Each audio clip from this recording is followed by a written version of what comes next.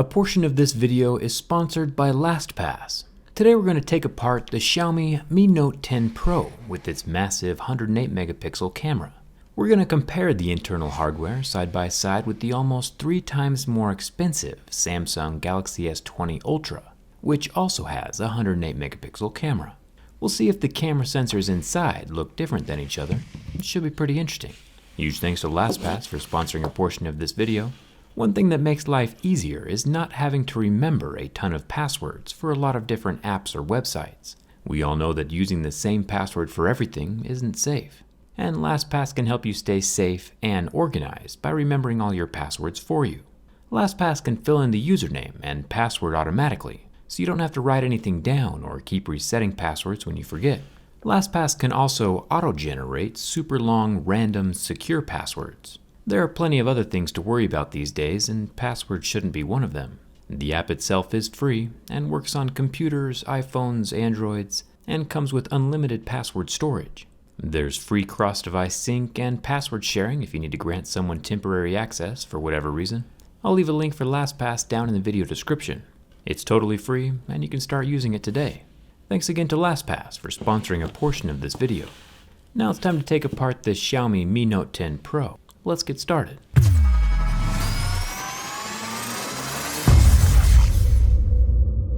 So I mentioned before that this Mi Note 10 Pro is probably the most feature-rich phone for the price on the market right now. And today we're going to see what all those features look like from the inside. Taking off the back of the phone is easy enough. I'll use some heat and be careful around those curved corners, because breaking a phone in front of everyone would be kind of embarrassing. The heat softens the adhesive underneath that glass and my razor blade can cut it away. Unfortunately, this phone does not have an IP rating. Lack of water resistance is one of the downsides. Once the adhesive is cut all the way around, the back glass panel can lift up and away from the phone. There's nothing important attached to the back glass. There are 17 screws, however, holding the internal plastics to the motherboard. Most of the screws are green, which is kind of fun. Matches the exterior of the phone. Once the screws are removed, I can flip up the small NFC pad, and the rest of the side plastics can pull away from the device. The 5 cameras are what's really interesting inside of here, so we'll keep going. The battery gets unplugged, like a little Lego, and then the exterior metal camera lens can pull away from the phone. We see the 4 flash LEDs, 2 regular and 2 soft flashes. It also has a ribbon cable that goes to the sensors between the 2 camera lenses. With that out of the way, we get our first look at all 5 cameras lined up here inside the phone. They take up quite a bit of space. The large main 108 megapixel camera is the one there in the center. If I slide over the S20 Ultra, which costs about 3 times as much as the Note 10 Pro, we can see that the cameras themselves look to be about the exact same size. And both of them have the same physical optical image stabilization. We'll go deeper in just a second. A clear version of this phone would look pretty awesome. If enough people are interested, I'll scan this one in and make a teardown skin out of it. Let me know down in the comments. The loudspeaker can wiggle out. It does have the waterproofing mesh at the bottom, but inside the housing there are no little balls like we saw inside of the S20 Ultra. The SIM card tray does have a red rubber ring around the opening. Once again, no IP rating, but Xiaomi has at least taken a few precautions against liquid damage. The battery inside of the Mi Note 10 is massive and removable. Thumbs up for that. This guy is a 5,170 mAh capacity. The Samsung S20 Ultra is a tad smaller at 5,000. Once again, pretty impressive for a phone this inexpensive.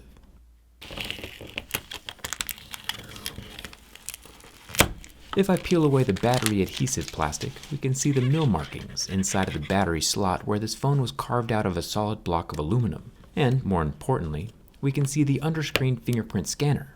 This guy is probably the largest underscreen fingerprint scanner that we've seen yet, and definitely gives more credibility to the idea that maybe we'll see larger, whole bottom half of the screen fingerprint scanners someday in the future. Since the screen is AMOLED, and because of that LED technology, it's transparent enough to let the sensors see fingerprints through the display. Even if we had a few of these sensors grouped together for a larger fingerprint sensing area, I think it would be pretty useful. There is one more screw hiding up here under the front-facing camera ribbon cable connector. That's the only thing left securing the motherboard to the frame. Once that's removed, the whole motherboard can pull away. There's a bit of thermal paste on the back of the board, which then uses the metal phone body as a heatsink. The circular vibrator motor down at the bottom is the smallest I think I've ever seen, and both the charging port and headphone jack are permanently attached to the motherboard and not replaceable. If we come up to the top of the phone, we can see the IR blaster LED. This is for remote controlling TVs and stuff. This phone has so much going on inside, it's pretty crazy. Now let's check out the cameras. The bottom two cameras, the 2 megapixel macro and the 20 megapixel ultra wide, are not permanently attached to the top three cameras. Kind of interesting. They have their own separate housings. The 108 megapixel camera is obviously the largest of the group. Then above that we have the 12 megapixel portrait camera and the 5 megapixel telephoto camera. But today we're going to be mostly focusing on the 108 megapixel. The only two phones that exist with 108 megapixel sensors right now are this one and the Samsung S20 Ultra, both of which are right here in front of us. Getting all the cameras lined up in one row actually looks pretty cool from the inside, like one giant shish kebab of image takers. Each of these image takers is made up of two main parts: the lens, which focuses the light, and the sensor itself, which is the part that we are interested in. The sensor portion rests underneath or behind that clear lens, which we can see here. The little colorful rectangle might look familiar. It's kind of just like that underscreen fingerprint scanner we just removed. Both of these rectangles receive light so they can take pictures. The clear lens on the exterior moves independently of the sensor. Now let's get the 108 megapixel camera out of the Galaxy S20 Ultra. If a 108 megapixel camera is your main concern or selling point when buying a smartphone, it might be interesting to know that Samsung actually makes the sensor inside of both of these phones. That's right, Samsung made the sensor inside of the Xiaomi Mi Note 10 as well as its own Galaxy S20 Ultra. It's not that surprising actually. Samsung makes a lot of components for a lot of different phone manufacturers.